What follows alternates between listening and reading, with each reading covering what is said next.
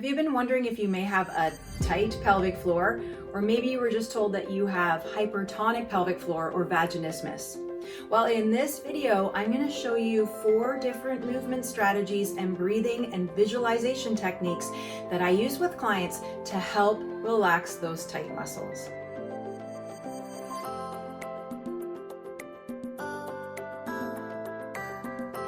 My name is Krista Dennett. I'm a pelvic floor exercise specialist, and welcome to my YouTube channel. Please take a moment to subscribe so I can continue to provide you with these free resources with respect to your pelvic floor health considerations and exercise and movement. And if you find this video helpful, I would really appreciate it if you gave it a like below, and even make a comment would be great as well. Before we get started, please take a moment to review the disclaimer. So let's talk about hypertonic pelvic floor. It actually seems to be a little bit of a buzzword going on right now. It's currently November 2020, and I've had a number of people over the last year especially that I've had to work with helping them relax their pelvic floor muscles. So I want to give you an idea of just understanding what a hypertonic pelvic floor is. Now, there are 2 types of hypertonic pelvic floor typically. The first one is where the muscles are constantly in a spasm state and holding tension. And the other one is where they hold tension upon penetration, usually with intercourse or maybe inserting a tampon or having a vaginal exam, for example. Now, there's no definitive answer on what causes a hypertonic pelvic floor, and there's not a lot of research out there as to the cause as well.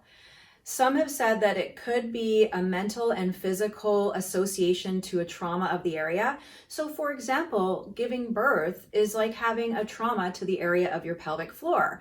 And the potential result could be of that area holding tension. So with that said, what I like to do is use movement and breathing practices with visualization techniques to help imagine that area relax and do what it is born and designed to do. Now, if you're wondering if you have a hypertonic pelvic floor, the best way to determine that is to go see a pelvic floor physical therapist. A pelvic floor physical therapist is someone who is trained to do an internal exam. Now, the treatment with a pelvic floor physical therapist is sometimes what's called myofascial release. So it's like you're getting a massage internally to help release those muscles. Now, the other form of treatment given is vaginal dilators. Those are usually come in a pack of different sizes that you build up towards, and this is where you will manually massage the internal part of the vagina to work on relaxing the muscles. So you want to look at it similar to as if you were rolling out an external muscle with a roller or a ball. So it's no different than that. It's just an internal massage. And of course, when I'm working with clients with pelvic floor exercise rehab, these are 4 of the movements in this video that I use to help them work on visualizing relaxing that pelvic floor. Now, if you aren't able to go see a pelvic floor physical therapist and you're wondering what are the symptoms of a hypertonic pelvic floor, well, typically it's painful intercourse, maybe difficulty inserting a tampon, pelvic pain. You may find that sitting down on a toilet or standing up off a toilet causes some tremendous amount of pain. There is also leaking that can be involved. Usually it could be various types of incontinence, urge incontinence or stress urinary incontinence. And you may also find that you have symptoms similar to a urinary tract infection, but you actually don't have a UTI. You could also have some form of arousal stimulation, because if you think about it, those muscles are tight and stimulating that area. And they also can cause constipation.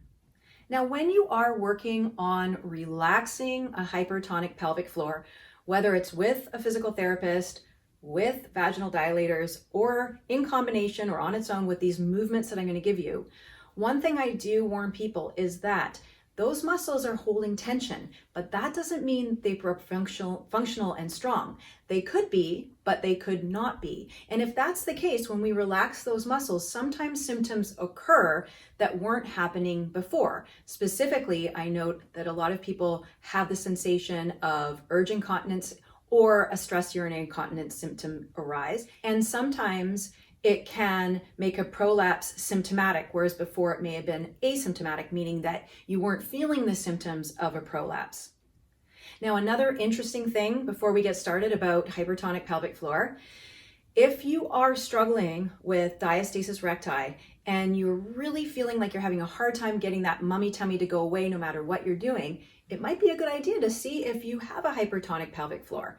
In many cases, that tension is mismanaging our internal pressure, and that is continually pushing on the abdominal wall and keeping that connective tissue weak. So if you do have diastasis that's not healing, then this might be a strategy that you need to look at as well if you are also having hypertonic pelvic floor.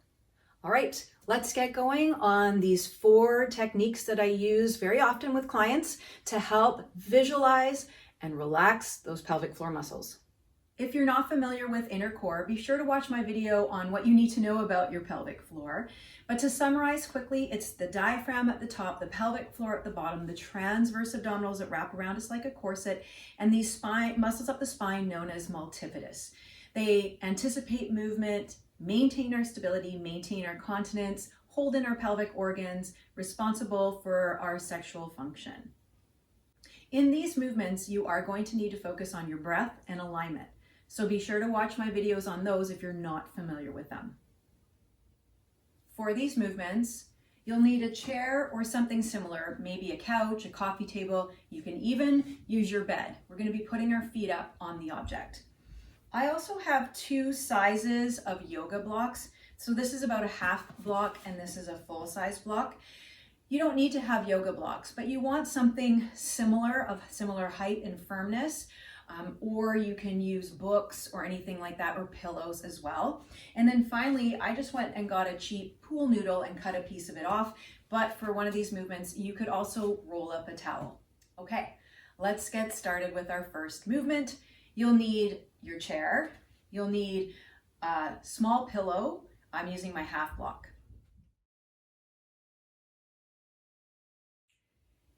In this exercise, I call it a reverse kegel. The reason I call it a reverse kegel is because typically when we exhale, our pelvic floor contracts. But if our pelvic floor is tense, then it's not getting a lot of movement with our breath. So during our exhale, we are going to think of the opposite of what the muscles naturally do, and that is relax or reverse the kegel. You're not going to bear down or anything like that. This is all of visual nature. So I want you to think about the pelvic floor for a moment before we get started. Think of it as a bowl shape in the bottom of your body. When it contracts or is intense, that bowl is getting flat at the bottom. We want to relax the muscles so they create that bowl-like shape. So I've put my feet up on an object and I want my legs to be completely blissfully relaxed. So I don't want to hold any tension through my legs. I've elevated my hips off the floor. It just makes it a little more comfortable and completely relaxes this area of my body. From here, I'm going to work on my breathing and some visualization cues. You can think of the bowl shape, flat bowl, relaxed bowl, and our goal is to keep the bowl relaxed.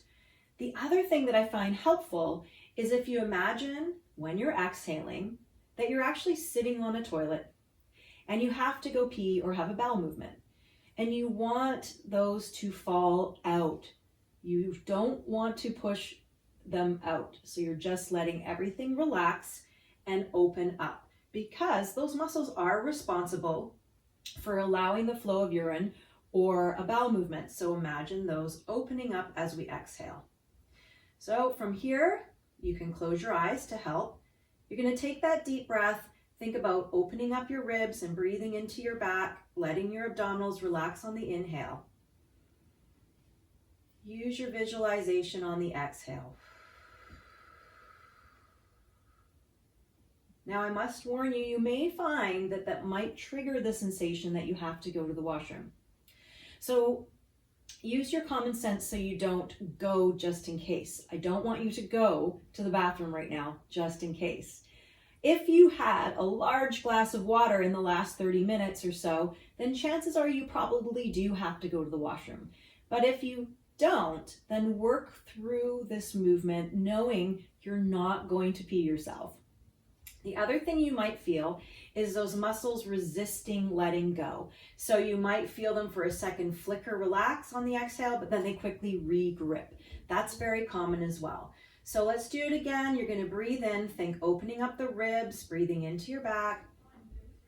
And then exhale and let the pelvic floor relax.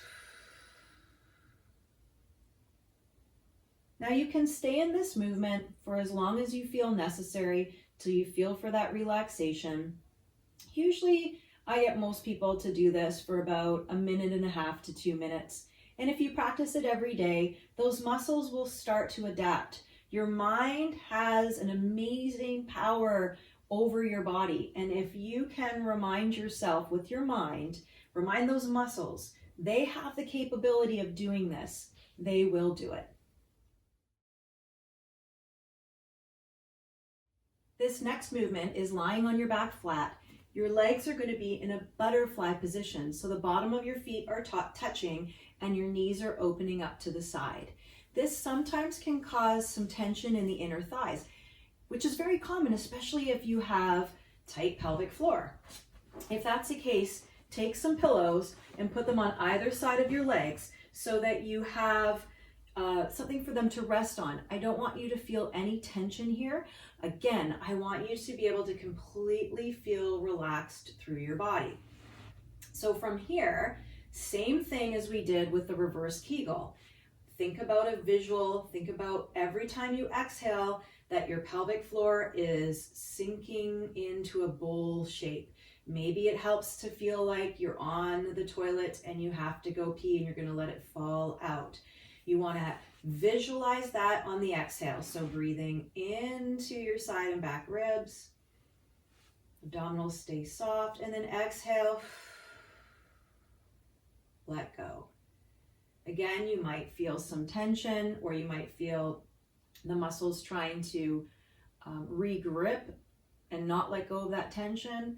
Use the power of your mind to visualize relaxation of the pelvic floor on every exhale. Again, breathe in through the back and side ribs. And then exhale and let it all go.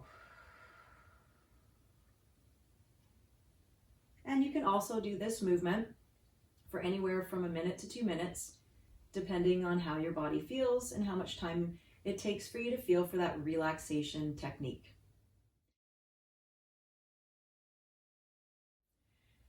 This next movement is a deep squat. Now this may be challenging if you have knee issues or hip issues. So if that's the case, then just skip this one. There are definitely other ones you can be doing. I also suggest using blocks or books that you can sit down on.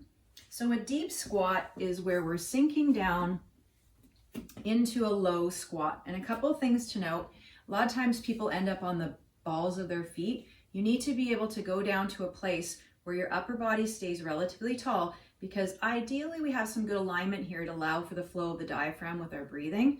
So if this is a hard position to hold and actually to sink down into and relax, then take something like books or blocks, whatever height you need, and sit down on them like so. Again, I want you to feel that blissful, relaxed sensation.